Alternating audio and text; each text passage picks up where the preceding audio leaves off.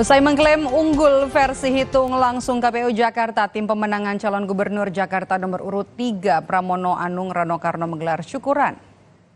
Syukuran digelar di rumah pemenangan Pramono Anung Rano Karno di kawasan Menteng, Jakarta Pusat. Syukuran ini digelar hanya selang sehari setelah Pramono Rano mengklaim menang satu putaran di Pilgub Jakarta. Padahal saat ini pemilihan berjenjang atau penghitungan berjenjang masih dilakukan oleh KPU Jakarta.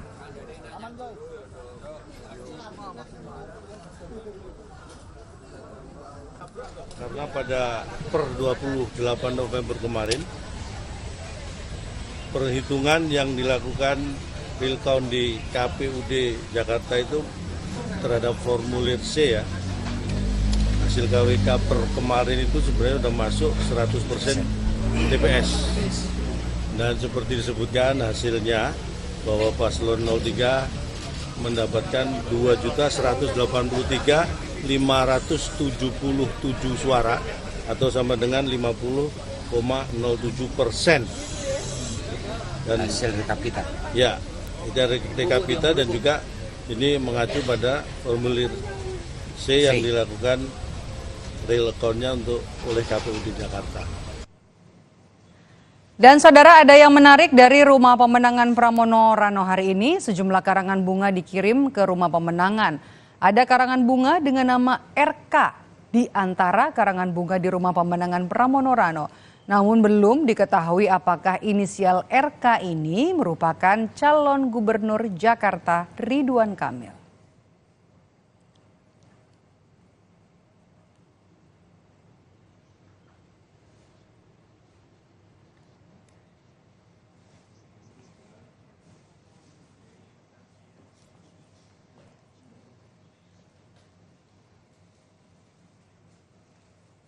Komisi Pemilihan Umum KPU Jakarta menggelar rekapitulasi hasil Pilkada Jakarta tingkat kecamatan. Rekapitulasi digelar di Kecamatan Tanah Abang dan juga di Menteng, Jakarta Pusat. Untuk mengetahui seperti apa proses rekapitulasi Pilkada Jakarta, kita akan bahas bersama dengan Komisioner KPU Jakarta Dodi Wijaya. Selamat sore Mas Dodi dengan Maidop. Ya, sore Mbak Maidop, sehat. Mas Dodi, bisa digambarkan kepada kami mekanisme proses rekapitulasi perolehan suara Pilkada Jakarta bagaimana?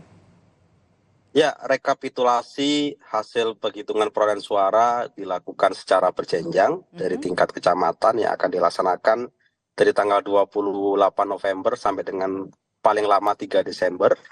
Kemudian akan dilanjutkan di tingkat kabupaten kota sampai dengan tanggal 6 Desember dan tingkat provinsi paling lama sampai dengan 9 Desember.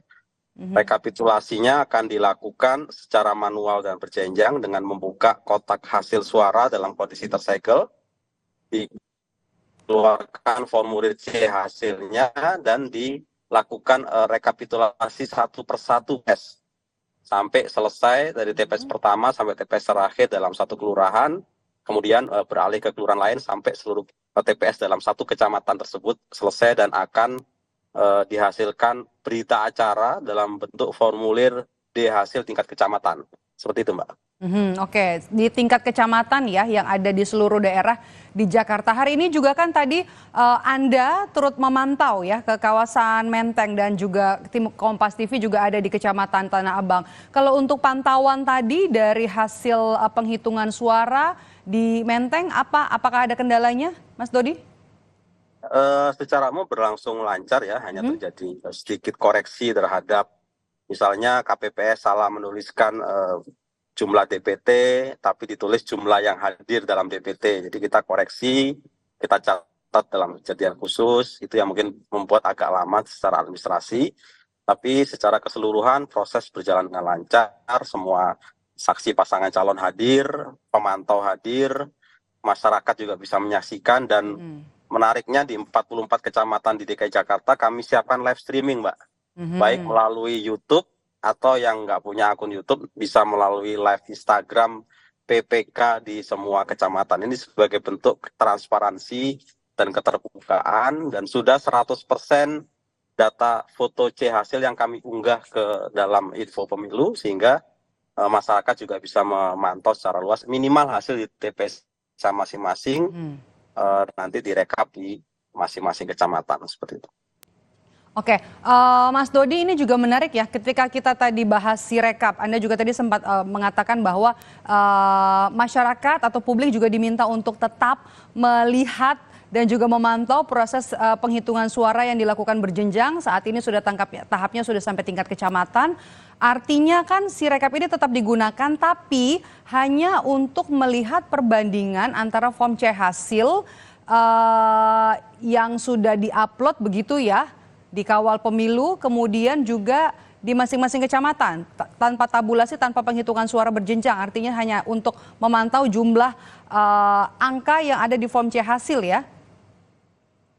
Ya, untuk yang di info pemilu memang hanya tampil foto ya, karena sesuai dengan tahapannya saat ini masih selesai pemungutan dan penghitungan suara di TPS, sehingga baru ada hasil perolehan suara di tingkat TPS namanya, yaitu formulir C hasil, karena itu yang kami publikasikan. Sedangkan hasil rekapitulasi di tingkat kecamatan kan masih berproses, Mbak. Karena masih berproses, datanya ada di dalam Sirekap web masing-masing kecamatan. Jadi kalau di masing-masing kecamatan, sebagaimana tadi kita lihat di rekap di masing-masing kecamatan itu datanya lengkap. Per TPS itu sudah muncul tabulasinya, itulah yang nanti akan dilakukan rapat pleno, apakah datanya sudah sesuai yang di input dengan data formulir berita acara C hasil tersebut. Nah, ini yang itulah mekanisme rapat pleno adalah untuk melakukan pengecekan, koreksi, maupun pengesahan hasil tiap TPS dalam satu kecamatan. Jadi di kami datanya ada lengkap dan itu menjadi bahan atau alat bantu dalam rekapitulasi. Oke, sebagai bentuk transparansi dan juga akuntabilitas ya. Nah, ini juga jadi menarik ya Mas Dodi, ketika penghitungan suara berjenjang ini masih terus dilakukan dari tingkat kecamatan, kemudian nanti naik ke kabupaten, kota hingga provinsi. Bagaimana dengan pengamanan surat suara selama proses rekapitulasi berlangsung?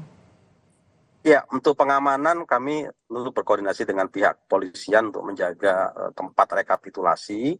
Kedua, kami meminta kotak suara selalu dalam keadaan tersegel.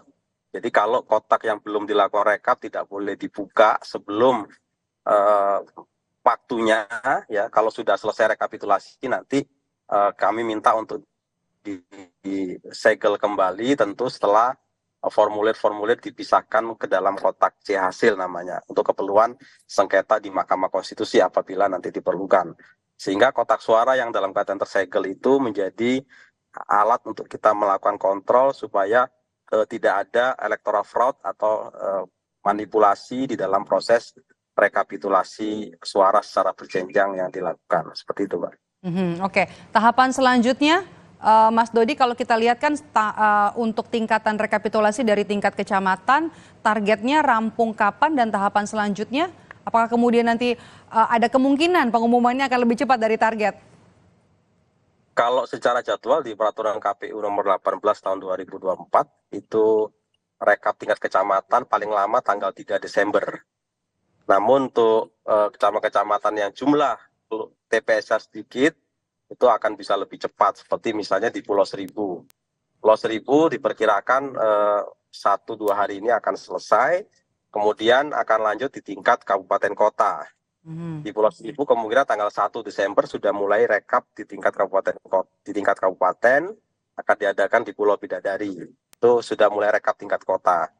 Kemudian yang lain misalnya Jakarta Pusat, kalau jumlah TPS juga lebih sedikit bisa lebih cepat. Pada prinsipnya di PKPU memang diatur jadwal paling lama tanggal 3 Desember di tingkat kecamatan, di tingkat kota paling lama 6 Desember, di tingkat provinsi paling lama 9 Desember. Kalau nanti seandainya selesai lebih awal, tentu kami inginnya cermat, berhati-hati, karena setiap suara itu akan kami hitung. Kami ingin memastikan integritas hasil pemilu, di mana hasil suara di TPS akan sama dengan hasil suara rekapitulasi berjenjang di tingkat di atasnya.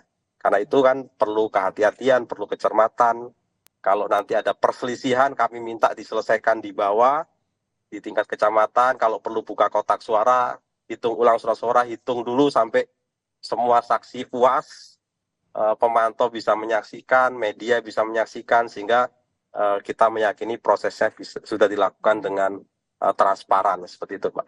Ketelitian dan juga kecermatan untuk penghitungan suara yang dilakukan secara berjenjang yang saat ini masih ada di tingkat kecamatan dan juga masyarakat diminta atau publik diminta juga untuk sama-sama saling memantau dan juga mengawasi kinerja. Terima kasih sudah bergabung bersama kami di Rumah Pilkada, Dodi Wijaya, Komisioner KPU Jakarta. Sehat selalu, Mas Dodi. Terima kasih, sama-sama. Usai jeda, saudara, kami kembali dengan informasi dari Presiden Prabowo Subianto yang berjanji akan terus memperhatikan nasib para guru dengan menaikkan anggaran kesejahteraan guru.